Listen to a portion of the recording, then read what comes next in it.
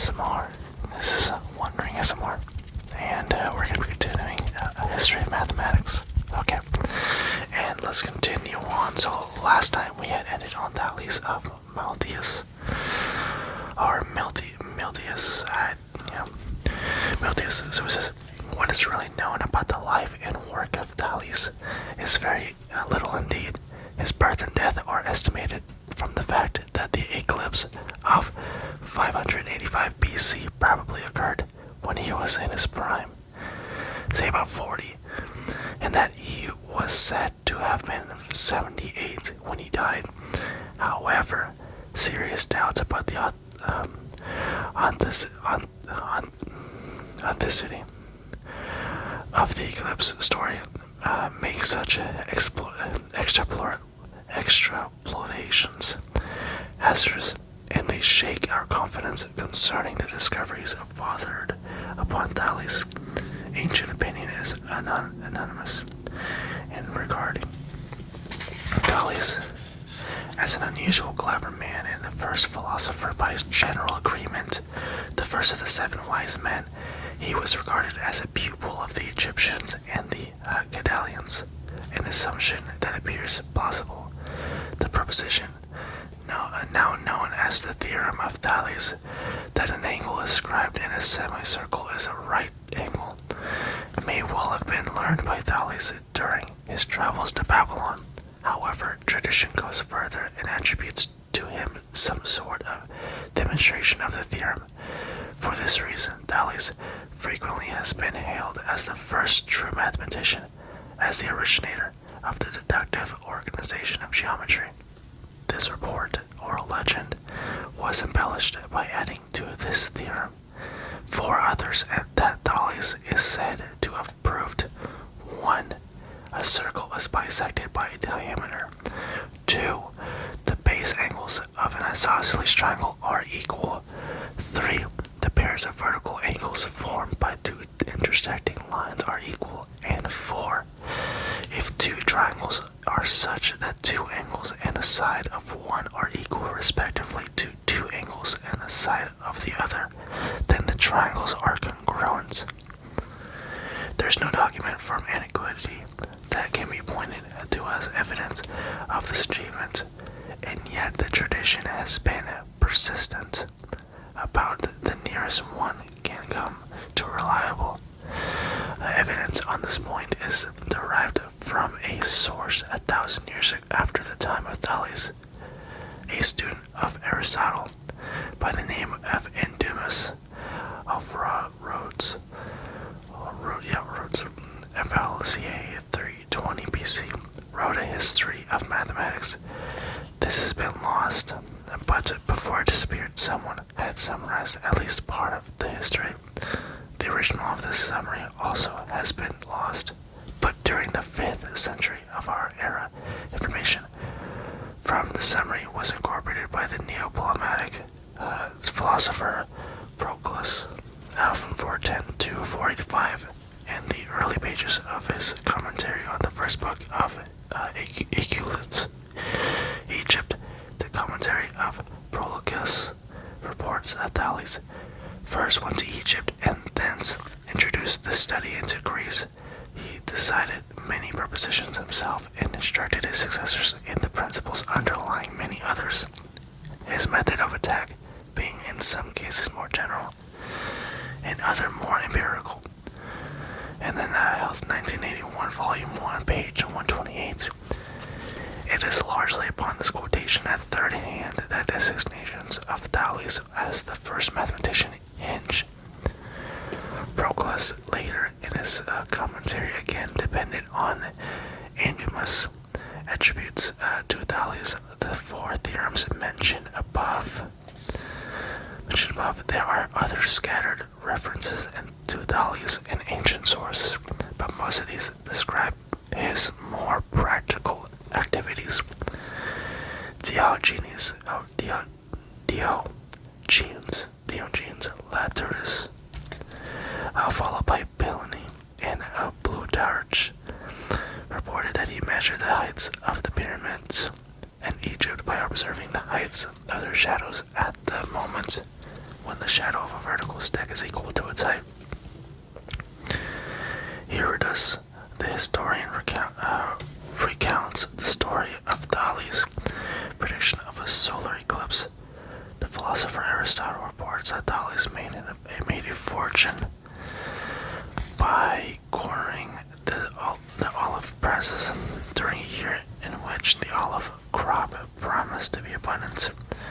So the legends picture Thales as a salt merchant, as a stargazer, as a defender of celibacy, or as a far-sighted statesman. Such reports, however, provide no further evidence concerning the important question of whether or not Thales actually arranged a number of geometric theorems in a deductive sequence. The tale that he calculated the distance of a ship at sea through the proportionality of sides of similar triangles is inconclusive, for the principles behind such a calculation had long been known in Egypt and Mesopotamia. Such stories do not establish the bold conjecture that Thales created demonstrative geometry, but in any case, Thales is the first man in history to whom specific mathematical discoveries have been attributed. We now know that a large body of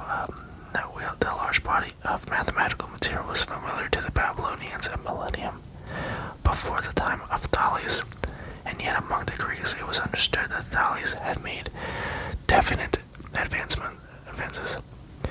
It would appear reasonable to suppose, in the light of Proclus' statements, that Thales contributed something in the way of rational organization.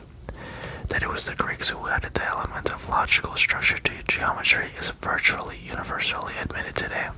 But the big question remains whether this crucial step was taken by Thales or by others later, perhaps as much as 2 centuries later. On this point, we must suspend final judgment until there is additional evidence on the development of Greek mathematics. Now let's go to Pythagoras of Samos. Pythagoras is scarcely less controversial a figure than Thales, for he has been more thoroughly enmeshed in legend and in apotheosis. Thales had been a man of practical affairs, but Pythagoras was a prophet and a mystic. Born at Samos, one of the Dodecanese islands not far from Miletus, the birthplace of Thales, although some accounts picture Pythagoras as having studied under Thales. This is rendered unlikely by the half-century difference in their ages. Some similarity in their interests can readily be accounted for by the fact that Pythagoras also traveled to Egypt and Babylon, probably even to India, during his pre-reginations. He evidently absorbed not only mathematical and astronomical information, but also much religious lore. Pythagoras was incidentally virtually a contemporary of Buddha, of Confucius, and of Lao Tzu, so that the century was a critical time in the development of religion as well as of mathematics. When he returned to the Greek world, Pythagoras settled at Croton on the southeastern coast of what is now Italy, but at the time was known as the Magna Graecia. There he established a secret society which somewhat resembled an Orphic cult, except for its mathematical philosophical basis. That Pythagoras remains a very obscure figure is due in part to the loss of documents from that age. Several bibliographies of Pythagoras were written in antiquity, including one by Aristotle, but these have not survived. A further difficulty in identifying clearly the figure of Pythagoras lies in the fact that the order he established was communal as well as secret. knowledge and property were held in common. Hence, attribution of discoveries was not to be made to a specific member of the school. It is best, consequently, not to speak of the work of Pythagoras, but rather of the contributions of the Pythagoreans. Although in antiquity it was customary to give all credit to the master, the Pythagorean school of thought was politically conservative, and with a strict code of conduct,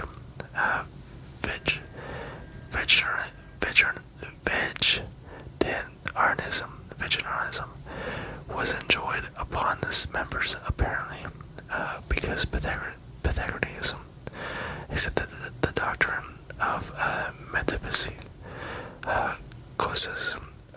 or the transmigration of souls, with the resulting concern that an animal to be slaughtered might be the new abode of a friend who had died. Among other taboos of the school was the eating of beans, more properly lentils. Perhaps the most striking characteristic of the Pythagorean order was the confidence it maintained in the pursuit of philosophical and mathematical studies as a moral basis for the conduct of life. The very words philosophy, or the love of one's wisdom, and mathematics, or that which is learned, are supposed to have been coined by Pythagoras himself to describe his intellectual activities. He is said to have given two categories of lectures, one for members of the school or order only, and the other for those in the larger community. It is presumed that it was in the lectures of the first category that Pythagoras presented whatever contributions to mathematics he may have made. However, having described in the quotation above the work in geometry done by Thales, Proclus went on to say, Pythagoras, who came after him, transformed this science into a liberal form of education, examining its principles from the beginning and probing the theorems in an immaterial and intellectual manner. He discovered the theory of proportionals and the construction of the cosmic figures. Thomas, 1939, page 149. Even if we do not accept this statement at its face value, it is evident that the Pythagoreans played an important part, possibly the crucial role, in the history of mathematics. In Egypt and Mesopotamia, the elements of arithmetic and geometry were primarily exercises in the application of numerical procedures to specific problems. Whether concerned with beer or pyramids or the inheritance of land, there had been little in the way of intellectual structure and perhaps nothing resembling philosophical discussion of principles. Thales is generally regarded as having made a beginning in this direction, although tradition supports the new of Endymus and Proclus that the new emphasis on mathematics was due primarily to the Pythagoreans, with that mathematics was more closely related to a love of wisdom than to the excellence of practical life. And it has had this tendency ever since. How far the Pythagoreans went in this direction is not at all clear, and at least one eminent scholar regards all reports of important mathematical contributions by Pythagoras as unhistorical. It is indeed difficult to separate history and legend concerning the man, for he meant so many things to the populace: the philosopher, the astronomer, the mathematician, the upwarder of beings, the saint, the prophet, the performer of miracles, the magician, the charlatan. Then he was one of the most influential figures in history. It is difficult to deny, for his followers, whether deluded or inspired, spread their beliefs over most of the Greek world. The Pythagorean purification of the soul was accomplished in part through a strict physical regimen and in part through cultist rites reminiscent of worshippers of Orpheus and Dionysus. But the harmonies and mysteries of philosophy and mathematics also were essential parts in the rituals.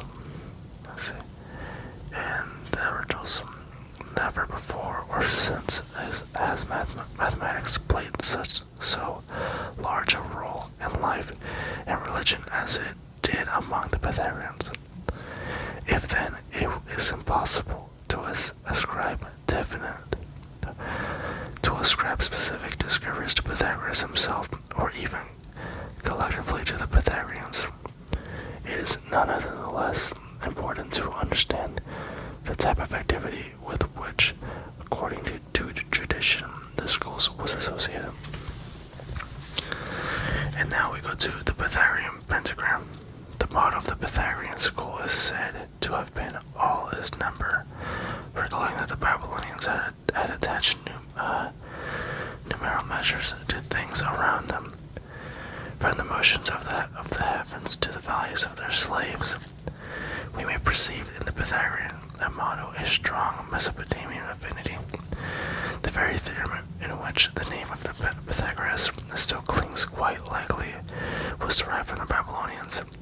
It has been suggested as justification for calling it the theorem of Pythagoras that the Pythagoreans first provided a demonstration, but this conjecture cannot be verified.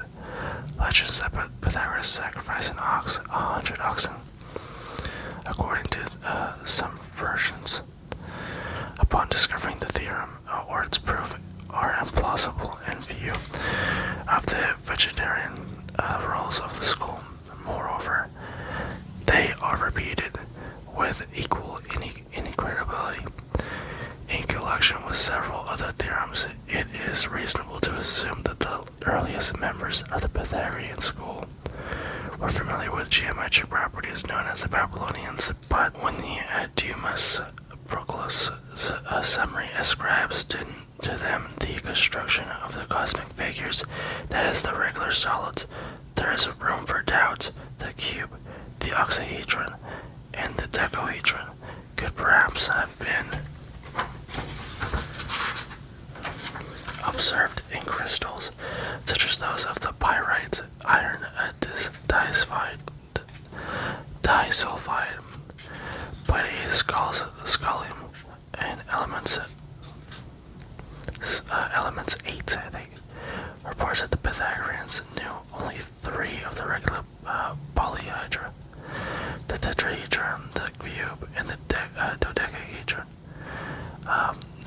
Dodecahedron familiarity with the last figure is rendered plausible by the discovery near Pata of the Etruscan dodecahedron of a stone dating from before 500 BC.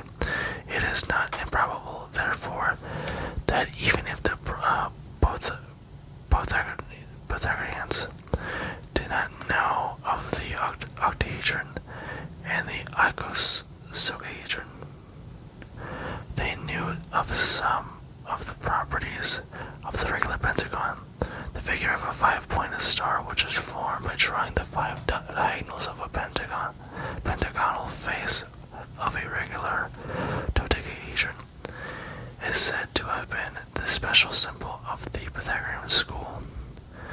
The star pentagon has appeared earlier in the Babylonian art, and it is possible that here too we find a connecting link between the pre-Hellenic and the Pythagorean mathematics. One of the tantalizing questions in the Pythagorean geometry concerns the construction of a pentagram or star pentagon. If we begin with a regular polygon A, B, C, D, E, figure 4.1, and draw the 5 diagonals, these diagonals intersect in points A, B, C, D, E, and I'll just say lowercase, which form another regular pentagon.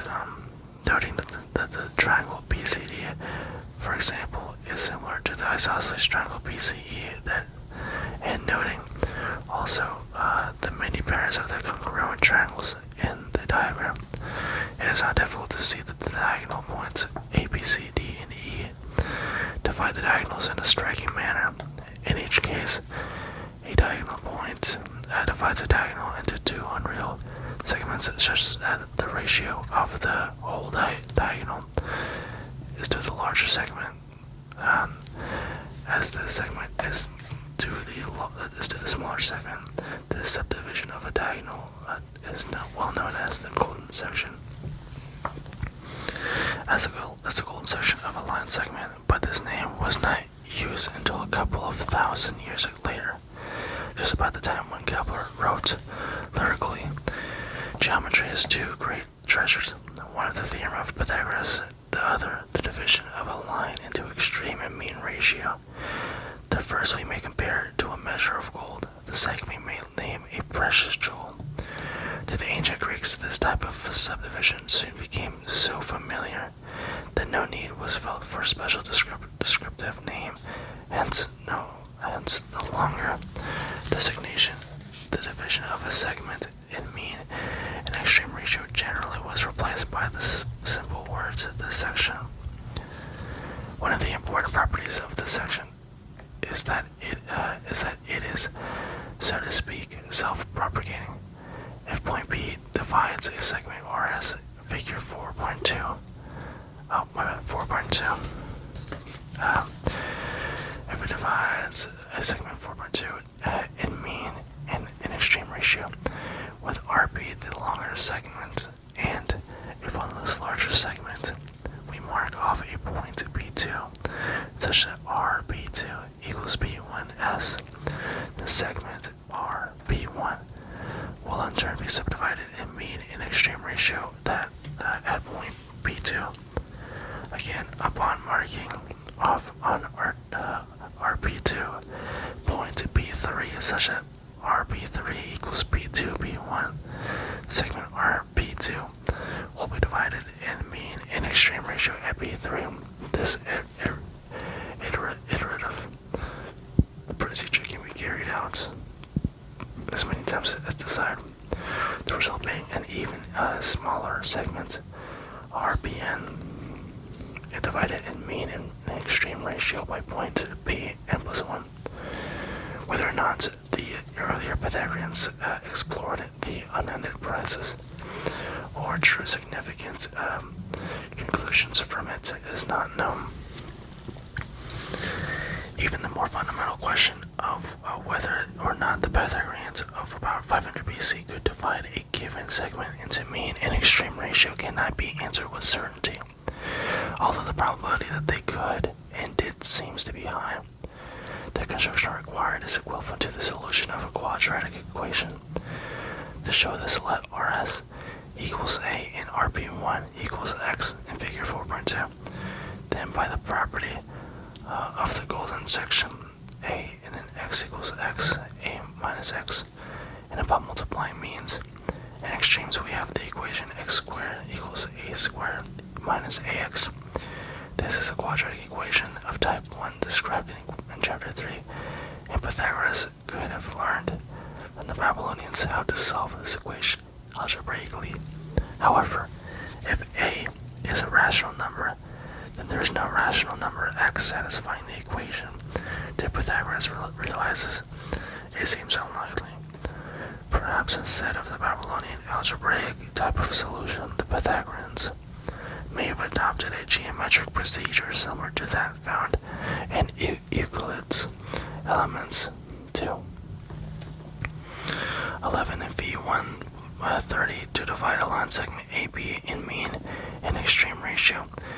Euclid first constructed on the segment AB and the square ABCD, figure 4.3. Then, and then 4.2 matches up with this, right? Okay.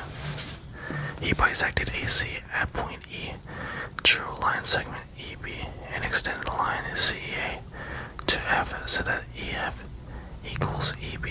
When the square AFGH is completed, point H will be the point desired, for one can readily show that AH equals AH and then HB. knowing what solution, if any, the early Pythagoreans used for the golden section would go far toward clarifying the problem on the level and characteristics of the pre-Socratic mathematics. Pythagorean mathematics began under Babylonian ages with strong faith that all is number. How and when did it happen that this gave way to the familiar emphasis on pure geometry that is so familiar enshrined in the classical treatises? And now we go over to the number mysticism. It has been customary to hold that most of the material in the first two books of the Elements was due to the Pythagoreans. This would presuppose a high level of achievement, implying a fairly rapid development of the subject after days of Thales and Pythagoras. This view requires faith in what has been called the Greek miracle, by which relatively unlettered newcomers of the Mediterranean scene mastered the material inherited from their neighbors and rapidly rose to new heights, establishing on the way of the essential deductive pattern of theorems. In recent years, serious doubt has been cast on the traditional view of those who call attention to relatively primitive concepts in the Pythagorean arithmetic. If, for example, the leading Pythagorean mathematician of the early 4th century BC, Archytas of Tarentum, 428 to 365 BC, could assert that not geometry but arithmetic alone could provide satisfactory proofs, there would appear to be little ground for placing the rise of the axiomatic method in geometry among the Pythagoreans of a century or two before this time. On the other hand, it may be argued that the Archytas represented only one point of view, insisting on an orthodox Pythagorean numerology that others had abandoned or modified. Certainly, there has been shifting attitudes in Pythagorean astronomy, and we can assume that there were comparable modifications in mathematics. Number mysticism was not original with the Pythagoreans. The number 7, for example, had been singled out for special awe, presumably on the account of the 7 wandering stars or planets, from which the week, hence our names for the days of the week, is derived. The Pythagoreans were not only people who fancied that the odd numbers had male attributes and the even female, with the related and unprejudiced assumption found as late as Shakespeare that there is a divinity in odd numbers. Many early civilizations shared various aspects of numerology, but Pythagoreans carried number worship to its extreme, basing their philosophy and their way of life upon it. The number 1, they argued, is the generator of numbers and the number of reason. The number 2 is the first even or female number, the number of opinion. 3 is the first true male number, the number of harmony, being composed of unity and diversity. 4 is the number of justice or retribution, indicating the squaring of accounts. 5 is the number of marriage, the union of the first true male and female numbers. And 6 is the number of creation. Each number in turn had its peculiar attributes. The holiest of all was the number 10, or the Tetracleides, for it represented the number of the universe, including the sum of all the possible geometric dimensions. A single point is the generator of dimensions. 2 points determine a line of dimension 1, 3 points, then a line determine a triangle with an area of dimension 2, and 4 points, 9 a plane determine a tetrahedron with volume of dimension 3. The sum of the numbers representing all dimensions, therefore, is the reverse number 10. It is an attribute of the abstraction of the Pythagorean mathematics that the veneration of the number 10 evidently was not dictated by the anatomy of the human hand or foot. And now let's go to arithmetic and cosmology. In Mesopotamia, geometry had been not much more than number applied to the spatial extension. It appears that at first it may have been much in the same among the Pythagoreans, but the modification, the number in Egypt had been the domain of the natural numbers and the unifractions. Among the Babylonians, it had been the field of all rational fractions. Increased, the number word was used only for the integers. A fraction was not looked upon a single entity, but as a ratio or relationship between two whole numbers. Greek mathematics in its early stages frequently came closer to the modern mathematics of today than the ordinary arithmetic of a generation ago. As Euclid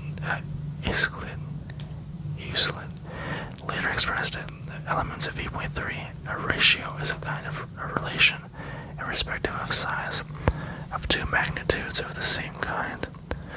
Such a view focusing attention on the connection between pairs of numbers tends to sharpen the theoretical and rational aspects of the number concept and to de-emphasize the role of number as a tool in computation or approximation and mensuration. Arithmetic now could be thought of as an intellectual discipline as well as technique, and a transition to such an outlook seems to have been nurtured in the Pythagorean school.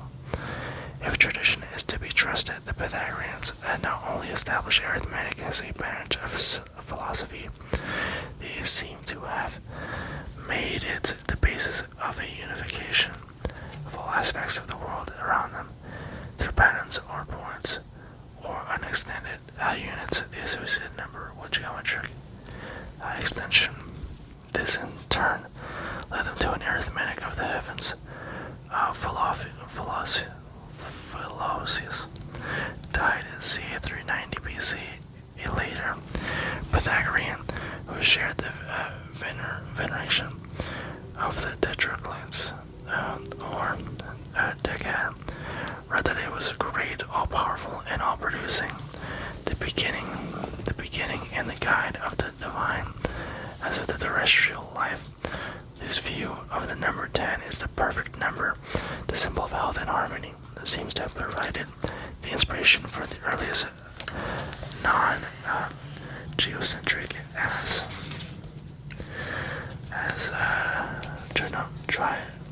trigonometrical system. Philosophers postulated that at the center of the universe there was a central fire, by which the earth and the 7 planets, including the sun and the moon, revolved uniformly, inasmuch as this brought to only 9 the number of heavenly bodies, other than the sphere of fixed stars. The Philonic system assumed the existence of a 10th body, a counter-Earth, collinear with the Earth in the central fire, having the same period as the Earth in its daily revolution. But the central fire, the sun, revolved around the fire once a year, and the fixed stars were stationary. They were stationary. The Earth in its motion maintained the same uninhabitable face toward the central fire. Hence, neither the fire nor the counter-earth ever was seen. The postulate of uniform circular motion that the Pythagoreans adopted was to dominate astronomical thought for more than 2,000 years. Copernicus, almost 2,000 years later, accepted this assumption without question, and it was to the Pythagoreans that Copernicus referred to show that his doctrine of a moving earth was not so new or revolutionary. And from here, I think this might be a good stopping point. So, if you guys enjoy this, I would say for you guys to definitely subscribe if you want to see more content like this. And also, I really hope you guys have a great night, no matter if it's the morning, the afternoon, or nighttime. Have a great night. This was Wondering ASMR.